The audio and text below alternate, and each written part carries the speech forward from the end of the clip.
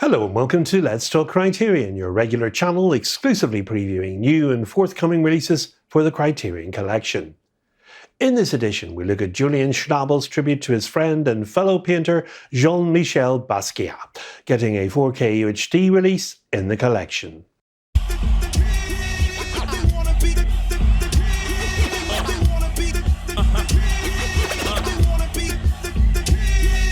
Inspired by Basquiat, my chariots fire. Everybody took a shot, tip my body up tired. Build me up, break me down, build me up again. They like, oh, we need you back so we can kill your ass again. Ho got flow, though he's no big and pop, but he's close. Time posting when they got me fighting ghosts. Well, before we start, I just want to mention I did announce plans to do a retrospective on French director and actor Jacques Tati's work with other pressures bearing. I haven't actually started on that yet, but there is good news. I will be working on this special edition in the first week of May, so we should be seeing that on the channel very soon.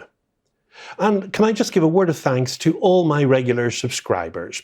I do get occasional comments on the videos, which are all very positive, and I like to try and reply to all comments that are made. And I do thank any viewers for taking their time to make comments on videos. Now to this edition's feature. Basquiat is actually a tribute by its director Julian Schnabel to his friend and fellow painter Jean Michael Basquiat. It takes the form of a fictional biopic. Now, Jean Michael Basquiat was just 27 when he died in 1988, relatively young and a strikingly gorgeous young man whose stunning genre-wrecking work had already brought him international attention. He had, in the space of just a few years, morphed from an underground graffiti artist into a painter who commanded many thousands of dollars for his canvases. Now, Basquiat the man and Basquiat the painter are hard to untangle. He lived hard and died harder from an unintentional heroin overdose, and he had more of the rock star persona about him than the art aesthetic. A cool celebrity sparkle, in fact, that didn't always work in his favour. Some art connoisseurs found his work hard to take seriously. Others, though, had an immediate, almost visceral response to his work. And to many people and non-art critics, his work was fantastic. It felt contemporary, with a chaotic musical sensibility. It was beautiful, hectic, young and old, graphic, arresting and packed with ambiguous codes. And there was also a questioning of identity in his work, especially race, and a sampling of life's stimuli that took in music, cartoons, commerce and institutions, as well as celebrities and art greats. Many people said that you could stand in front of a Basquiat painting and be fascinated by it for hours. Now, since he died, Basquiat has had a mixed reputation. There was a time in the 1990s, for instance, when he was dismissed as a lightweight. Museums rejected him as a jumped-up wall sprayer. But over the past few decades, his star has been on the rise in the ascendancy, and even those who are snooty about his art can't argue with its cultural influence. Now, as one of the few black American painters to break through into international consciousness, he's referenced a lot in hip-hop music. For instance, Kanye West, Jay-Z, Swiss Beats, Nas, and others cite Basquiat in their lyrics. Jay-Z, in Most Kings, uses the "most kings get their head cut off" phrase from Basquiat's painting Charles I. Debbie Harry was the first person ever to pay for a Basquiat piece. And Madonna owns his art as well, and they dated for a couple of months in the mid-1980s. Now, the film Basquiat is split into 3 separate chapters. Chapter 1, Cardboard Box.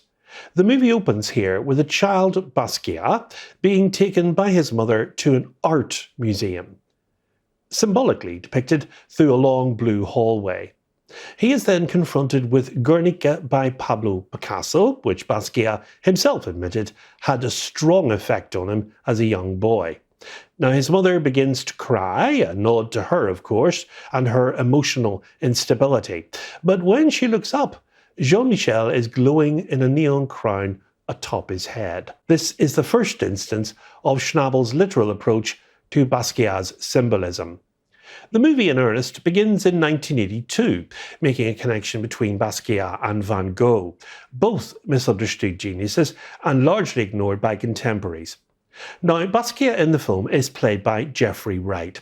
He's shown living in a cardboard box before scribbling on a public fountain with the unmistakable Zamo tag that brought him fame.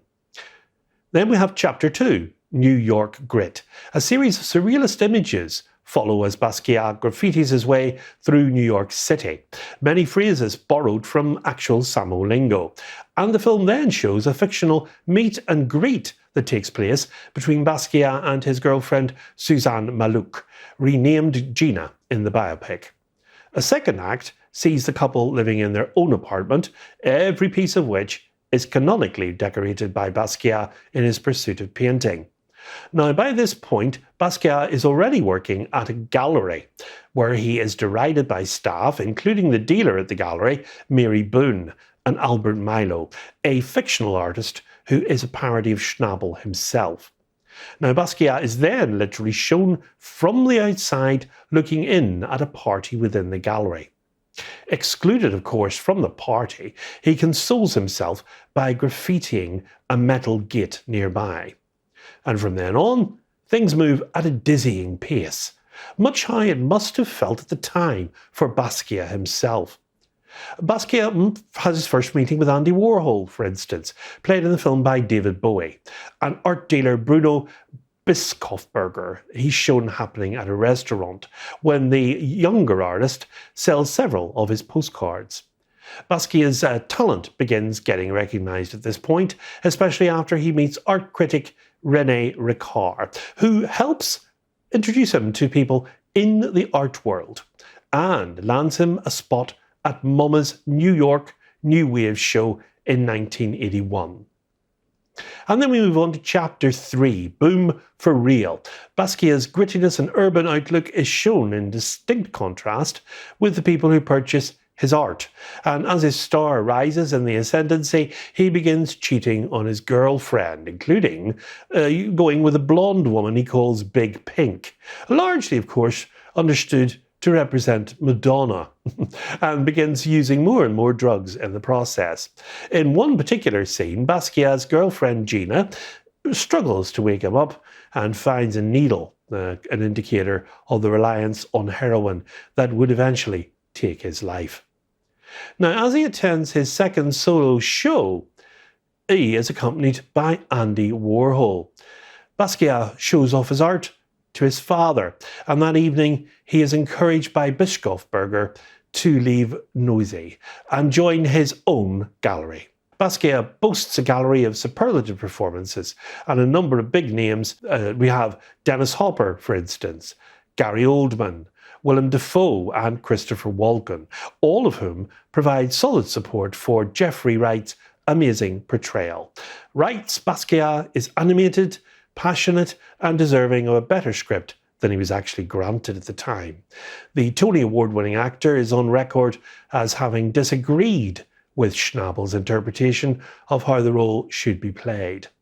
Now, also worthy of note here is Claire Forlani, who is heartbreakingly sympathetic in her thankless role of the girlfriend abandoned on the way up. And David Bowie is every bit as good as Jared Harris was in I Shot Andy Warhol as the effeminate, enigmatic Warhol.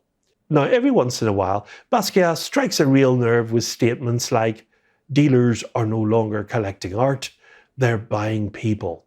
Or Basquiat's audience hasn't even been born yet.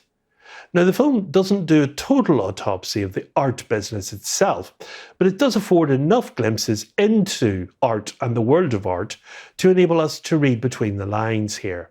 Unfortunately, Schnabel doesn't have the same success in plumbing the secrets of Basquiat's soul.